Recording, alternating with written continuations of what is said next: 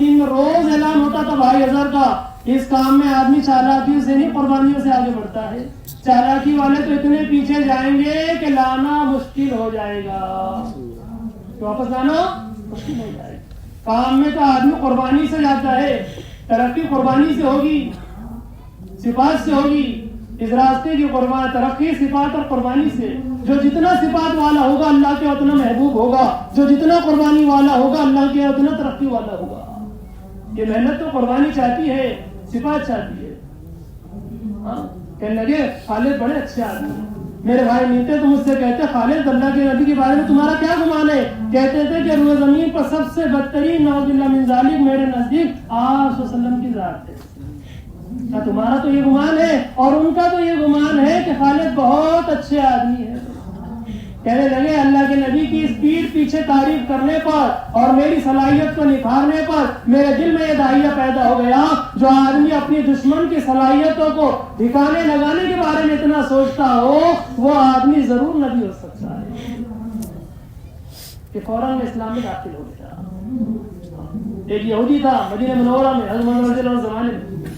کوئی حساب کا بڑا ماہر تھا، سی ہوتا نا سی اے، کوئی حساب کا بڑا ماہر تھا. اور عمر جب بھی اس کو دیکھتے تو کہتے میری تمنا ہے یہ اسلام قبول کر لے. کیوں؟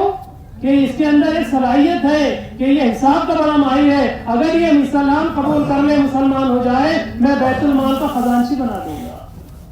بیت المال کا کیا بنا دوں گا؟ خزانچی بنا دوں گا. وہاں تو داعی کا جذبہ یہ ہے کہ غیروں کی صلاحیت بھی ٹھکانے لگ جائے. آج ہمارا معاملہ یہ ہے کہ ساتھی کی صلاحیت کیسے ضائع ہو جائے. حسد اس کام کی سب سے بڑی برائی ہے، سب سے بڑی بیماری ہے. کہنے لگے حسد کی تعریف کیا ہے؟ کہنے لگے حسد کی تعریف یہ ہے کہ اللہ کی تقسیم پر اعراض کرنا کہ آپ نے اس بندے کو غلط چیز دے دی. آپ نے اس بندے کو غلط چیز دی. دائی کو کھانے والی تین چیزیں ہیں. ایک تو حسد، عملے میں ہم ساتھیوں کے اندر حسد پیدا ہو جائے، اب یہاں سے اجتماعیت ٹوٹ جائے گی اور دائی کی زندگی خطرے میں پڑ جائے گی. حسد. دوسری چیز حب جاہ، بڑا بننے کا شوق. جہاں بڑا بننے کا شوق پیدا ہو جائے گا اب یہ آدمی خطرے میں چلا جائے گا. اور تیسری چیز اطمینان. یہ تینوں چیزیں کام کرنے والوں کی ہلاکت ہے. بس ہم نے بڑی محنت کر لی، یہ سارا علاقہ ہماری محنت سے کھڑا ہے اور ماشاءاللہ ہم نے تو اتنے اوقات لگا دیے، اب ماشاءاللہ اب تو بیٹھے ہٹائیں، اب تو کام ساتھی کرتے رہے، دیکھتے رہے. آخری وقت ہے اور کہہ رہے اسامہ کا لشکر روانہ کر دو. ٹھہر گئے تو مدینہ آگ کی بھٹی بن جائے گا اور نکل گئے تو عالم کو ہدایت مل جائے گی. اخیر تک استقامت. حضرت سے کسی نے پوچھا اس کام کی استقامت کیا ہے؟ حضرت نے فرمایا کوئی آدمی 80 سال تبلیغ میں لگا دے، مثال بھی کوئی آدمی اگر 80 سال بھی تبلیغ میں لگا دے، کل انتقال ہونا تھا آج تبلیغ چھوڑ دی، یہ آدمی استقامت پر نہیں مرا. کام میں مر جانا استقامت ہے. رب کعبہ کی قسم ہم تو کامیاب ہو گئے، یہ استقامت ہے.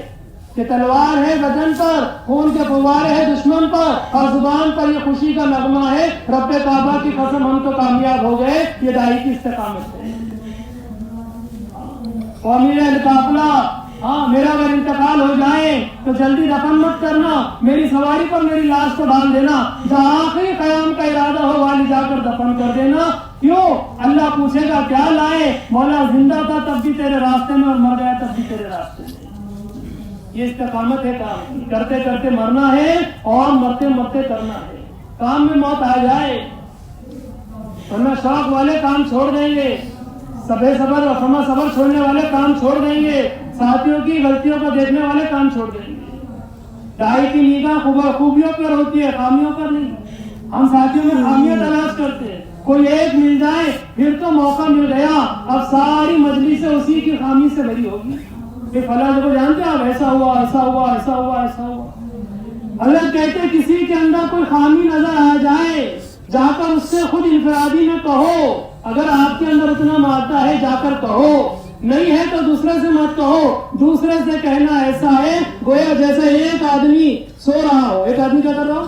سو رہا ہو اور سوتے ہوئے اس کا سطر کھل جائے. اب ایک آدمی اس کو دیکھ لے اور وہ سب کو جمع کر کر کہے آؤ جی آؤ اس کا سطر مل کر دیکھے. تو یہ کرتا ہے کہ صدر کا کچھ جاز دیتا تاکہ وہ صدر چھٹ جائے. غلطی ہر ایک سے ہے, غلطی کس سے نہیں ہوگی؟ کل بنی آدم خطاؤن, ساری بنی آدم کی اولاد خطا کار ہے, لیکن بہترین خطا کار وہ ہے جو توبہ کرنے والا ہے. اللہ کی ذات بے عیب ہے, نبیوں کی ذات معصوم ہے, فرشتوں میں گناہوں کا مادہ نہیں ہے, انسان میں گڑبڑ ہے, ہر ایک میں گڑبڑ ہے. لیکن بہترین خطا کرنے والا کیا ہے؟ جو جلدی رجوع اور توبہ کرنے والا ہے. عیب دیکھو گے ساتھی کو کھو دو گے, لوگوں کی عیبوں پر نگاہ نہ ہو, خوبیوں پر نگاہ ہو. ایک آدمی بھاگ کے آیا کہنے مولوی صاحب سے, دیکھو جی آپ کا ساتھی سنتوں کی دعوت دیتا ہے, کھڑے رہ کر پانی پی رہا ہے. تو دائی کی نگاہ کیا ہوتی ہے؟ ہاں وہ تو زمزم پی رہا ہوگا. کیا پی رہا ہوگا؟ گمان صحیح رکھو, ساتھیوں سے گمان صحیح ہو. زمزم کھڑے رہ کر نہیں پی سکتے, گمان صحیح ہو. اس کے دو بزرگوں, ایک تو درگزر ہے, دوسرا نرمی ہے, ساتھیوں کو لے کر چلنا ہے. ہاں گھر میں نہیں چلتی, تبلیغ میں چلانا چاہتے ہیں. ہاں سب کہتے ہیں نا, آدمی کی گھر میں نہیں چلتی اور آدمی تبلیغ میں چلاتا ہے. ہاں ساتھیوں پر آ کر واسطے, تم نے ایسا کر دیا, تم نے ایسا کر دیا, کچھ نہیں بھائی, نبھا کر چلو, لے کر چلو. اللہ کے نبی منافقین کو نبھا رہے ہیں, منافقین کے سردار. مر گیا بیٹا بھاگتے ہوئے, اللہ کے نبی میرے باپ نے وصیت کی تھی, ان کا جنازہ آپ پڑھائے, ان کا جنازہ آپ پڑھائے. اللہ کے نبی نے پڑھایا, کیا کیا؟ کس کا پڑھایا؟ منافقین کے سردار کا. کتنا نبھایا؟ مرنے تک بھی اور مرنے کے بعد بھی نبھا رہے, اور اس کی اولاد کو بھی نبھا رہے, اس کی وصیت کو بھی نبھا رہے. اس سے اجتماعیت پیدا ہوگی, اس سے اجتماعیت پیدا ہوگی. اس لیے دوست بزرگوں, ہمارے اندر یہ صفات پیدا ہو. اگر یہ صفات ہوگی تب تو کام چلے گا, اور کام والا بھی چلے گا. ورنہ کام فرمایا, کام تو رکے گا نہیں, لیکن کام والا رک جائے گا, کام والا رک جائے گا. قربانی تواضع ہو, چھوٹا پن ہو, عاجزی ہو. ایک آدمی مدینہ منورہ میں کندھے جھکا کر چلنے لگا, اور عمر نے درہ اٹھایا, مارنے لگے. کیسے عاجزی نہیں کہتے؟ عاجزی یہ ہے جہاں تیری بڑائی کا چرچا ہو, اپنے آپ کو پیچھے کر لے. جب کوئی تعریف کر دے تو آدمی اور بنٹھن کے آگے آ جائے, یہ مزاج ہے. تواضع یہ نہیں ہے, تواضع یہی آدمی میں تواضع, اپنے آپ کو پیچھا کرنا, اپنے نئے ساتھیوں کو آگے بڑھانا, یہ تواضع ہے. اپنے فرمایا ساری چیزوں کی قربانی دے کر ساتھیوں کو آگے بڑھانا, یہ تواضع ہے. اور اس تواضع سے عملہ تیار ہوگا. مر کر جاؤ گے, اور فرمایا تمہاری خبر تو, فرمایا تمہاری لاش تو زمین میں ہوگی, لیکن تمہارا عملہ زمین پر محنت کر رہا ہوگا. عملہ تیار کر کے جاؤ. اللہ کے نبی 1.25 لاکھ کا عملہ تیار کر گئے, اور صحابہ نے پورے عالم میں بکھر کر اسلام کو زندہ کیا. یہ خوبیاں دائی کے اندر ہونا چاہیے. صبر ہے, درگزر ہے, استغفار ہے ساتھیوں کے لیے. پیٹھ پیچھے دعا کیا کرو, ساتھیوں کا نام لے لے کر دعا کرو. جس ساتھی سے کوئی مسئلہ ہے, اس ساتھی کا پیٹھ پیچھے لے کر نام لے کر دعا کرو. ہم دعا کرتے نہیں, شکایت کرتے ہیں. اور اللہ کے نبی دعا کر رہے ہیں, اے اللہ کسی کی شکایت نہیں ہے, میری ذات کی شکایت کر رہا ہوں. کہاں پر؟ طائف کے اندر کس کی شکایت کر رہے؟ خود اپنی محنت کی کمی کی. دائی تو ہمیشہ شکایت اپنی ذات کی کرے گا, ساتھیوں کی نہیں کرے گا. جب ساتھیوں کی شکایت آ جائے گی, یہاں سے اجتماعیت ختم ہو جائے گی. اللہ کی مدد کا سب سے بڑا جو ضابطہ ہے وہ اجتماعیت ہے, اور اجتماعیت اس فرمائی صفات سے پیدا ہوگی. اور چوتھا فرمایا جو چیز ہے وہ مشورہ ہے, ساتھیوں سے مشورہ کرو. اور ہمارے مشورے بھی خصوصی ہونے لگے. کیا ہونے لگے؟ انہیں نئے ساتھی ہو گئے, چپ بیٹھ جاؤ, منہ کو باندھ لیں گے. کھانے کا مشورہ الگ, کھانے کا مشورہ الگ, پرانوں کا مشورہ الگ. حضرت عمر رضی اللہ عنہ کہتے تھے, اور میں اپنے مشورے میں نئے ساتھیوں کو لاؤ تاکہ تمہارے کام کو امت سنبھال سکے. ہر نئے پرانے کو لاؤ, لیکن نئے کا کام ہے کہ مشورے کے اندر صرف بیٹھے گا, سنے گا, ابھی رائے نہیں دے گا. رائے تو قربانی کے بعد دے گا. کب دے گا؟ جس کی رائے میں قربانی نہیں ہوگی, اس کی رائے میں خیر نہیں شر ہوگا. اس محنت کی خیر قربانی پر کھلتی ہے, اور بے قربانی پہ چلنے والے شر کا ذریعہ بن جاتے ہیں. اس لیے فرمایا دوست بزرگوں, اس محنت کے 2 پہلو. کتنے پہلو ہیں؟ 2 پہلو ہے. ایک پہلو تو اللہ کے راستے کا خروج, جس کا کوئی بدل نہیں ہے, جس کا کوئی بدل نہیں. ہر چیز کا بدل مل جائے گا, روزے کا بدل, زکات کا بدل, حج کا بدل, اور کئی احکامات شریعت میں سب کا بدل مل جائے گا, لیکن اللہ کے راستے کے خروج سے ٹھہر جانے کا کوئی بدل نہیں ملے گا. ایک پہلو تو یہ ہے. دوسرا پہلو فرمایا اللہ کے راستے کی محنت. جیسے یہ مقام کی محنت ہے.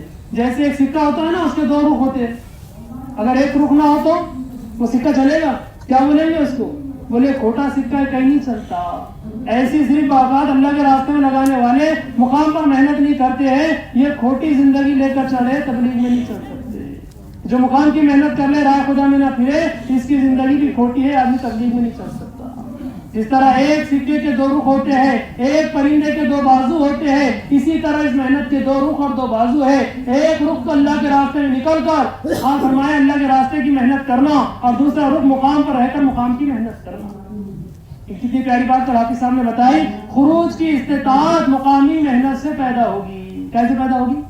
خروج کی استطاعت مقامی محنت سے پیدا ہوگی. اللہ کے نبی صلی اللہ علیہ وسلم نے حجۃ فرمایا ہجرت سے 1 سال پہلے مصعب بن عمر رضی اللہ عنہ کو مدینہ منورہ بھیجا. کتنے سال پہلے؟ ارے کتنے سال پہلے؟ بولے 1 سال بعد مدینے میں اجتماع ہوگا، اللہ کے نبی آئیں گے اور سارا مدینہ جمع ہوگا، اور فرمایا اللہ عمومی ہدایت کو چلا دے گا. اس لیے ہمارے اجتماع ہدایت کے ذریعے ہے. کوئی اجتماع ایسا ہو جائے گا کہ اس مدینے کی اللہ ہدایت کو عام کر دیں گے. مدینہ کیا ہے؟ مشرکین سے بھرا ہوا ہے، یہود سے بھرا ہوا ہے، نصارہ سے بھرا ہوا ہے. لیکن جب 1 سال بعد اجتماع ہوا تو پھر کیا ہوا؟ چند یہودیوں کے علاوہ سارا مدینہ اسلام میں داخل ہو گیا.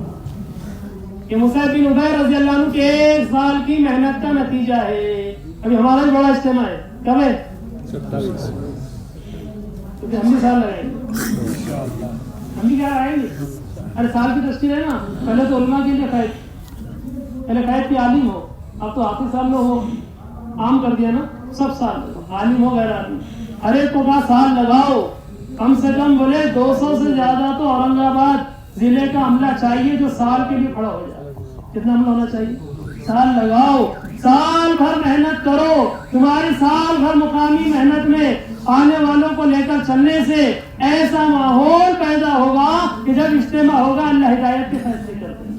اللہ کے نبی صلی اللہ علیہ وسلم مصعب بن عمر رضی اللہ عنہ کو بھیجا مدینہ منورہ میں. 1 سال مقامی محنت کرتے رہے. کیا کرتے ہیں؟ مقامی محنت. ایک ایک کے پاس جاتے، 3 چیزوں کی دعوت دیتے. یا ایھا الناس واحد اللہ، دنیا کے لوگوں اللہ ایک ہے. یا ایھا الناس، اے لوگوں اللہ ایک ہے. اللہ کی توحید کی. دوسری دعوت دیتے نبی کی رسالت کی، کہ مکہ میں اللہ نے ایک نبی بھیجے ہیں جو فرمایا اللہ کی طرف بلاتے ہیں.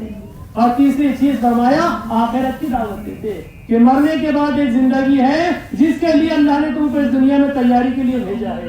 توحید، رسالت اور آخرت، ان 3 چیزوں کی دعوت لے کے مدینے کا کوئی گھر، کوئی فرد باقی نہ رہا جس پر مصعب بن عمر رضی اللہ عنہ نے محنت نہیں کی. ہم بولتے ہیں محنت کہاں سے لا لیے؟ گھر گھر کی ملاقات.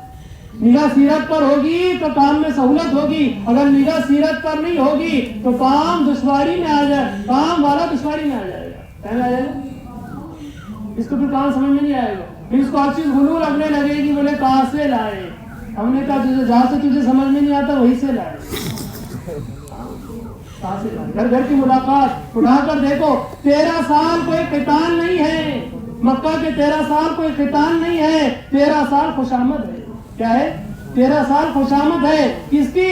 ابو جہل کی، ابو لہب کی، عتبہ کی، شیبہ کی، ربیعہ کی، ہندا کی، ابو سفیان کی. اور فرمایا ایسے بڑے بڑے اسلام کے دشمن جو نبی کی جان کے دشمن بنے ہوئے ہیں، ان کی خوشامد، ان کی بھی خوشامد. اور پھر مدینہ منورہ بھیجا کہ جاؤ خوشامد کرو. آج خوشامد کا پہلو نکل گیا. آج خوشامد کا پہلو نکل گیا. آدمی اپنی سطح سے نیچے اتر کر دعوت دے.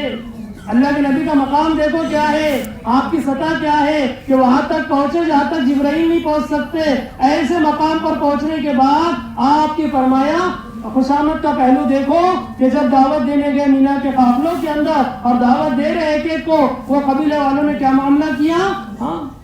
کہ فرمایا جب اٹھنی پر چڑھنے لگے تو نیزہ چبو دیا، اٹھنی بھدک گئی اور اللہ کے نبی چاروں خانے چیز زمین پر گر گئے. اور فرمایا دوست بزرگوں آپ کے سارے کپڑے مٹی سے بھر گئے، آپ کے بالوں پر مٹی ہو گئی اور سارے دشمن ہنسنے لگے. اور آپ کا یہ حال ہے کہ سارا بدن غبار آلود ہو گیا. ایک بچی پیالہ لے کر آئی پانی کا، اپنے ابو کی مٹی کی چہرے کی داڑھی کی مٹی کو صاف کیا، بالوں کو صاف کیا، کپڑوں کو صاف کیا، پانی کا پیالہ پیش کیا۔ بیٹے کہنے لگی ابا اتنی کیوں تکلیف اٹھاتے ہو؟ کہنے لگی بیٹے تھوڑا تو صبر کر لے، تھوڑا میں صبر کر لیتا ہوں، تیرے باپ کا لایا ہوا دین ہر کچے پکے مکان میں داخل ہو گئے۔